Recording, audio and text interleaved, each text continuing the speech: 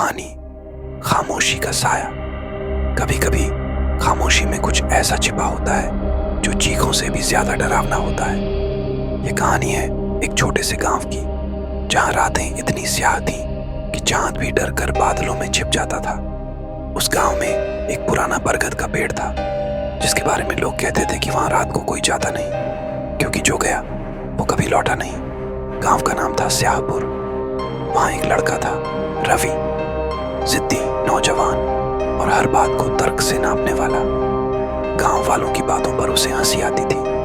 बरगद का साया, रात का श्राप, वो इन सबको बकवास मानता था। एक रात अपने दोस्तों के साथ शर्त लगी, मैं उस पेड़ के नीचे रात बिताऊंगा, रवि ने हंसते हुए कहा। दोस्तों ने मना किया, लेकिन रवि नहीं माना।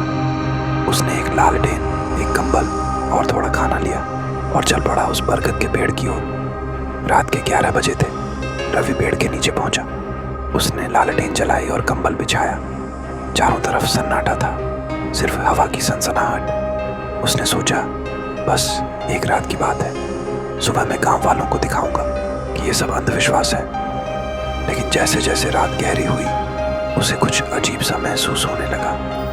हवा में एक ठंडक थी जो सामान्य नहीं थी। लालटेन की रोशनी कमजोर पड़ने लगी, जैसे कोई उसे बुझाने की कोशिश कर रहा हो। तभी रवि को लगा कि कोई उसे देख रहा है। उसने चारों तरफ देखा, लेकिन कुछ नहीं दिखा। फिर एक हल्की सी फुसफुसाहट सुनाई दी। वे, उसका नाम।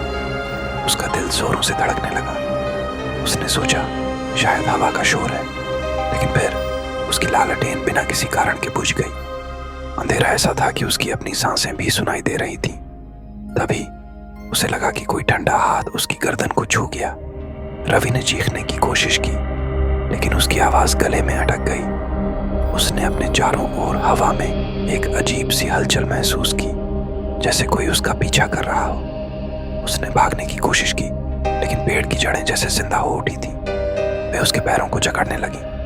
तभी उसे एक और आवाज सुनाई दी, एक औरत की हंसी, जो इतनी ठंडी थी कि रवि का खून जम गया। उसने पीछे मुड़कर देखा।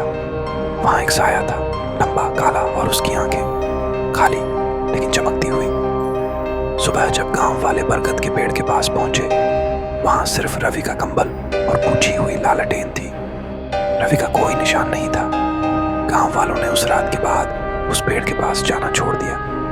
लेकिन रात को जब चांद बादलों में छिप जाता है, लोग कहते हैं कि बरगद के नीचे अब भी एक फुसफुसाहट सुनाई देती है। और कभी कभी एक ठंडी हंसी। तो अगली बार जब तुम किसी पुराने पेड़ के नीचे रात बिताने की सोचो, तो याद रखना, खामोशी हमेशा खामोश नहीं होती।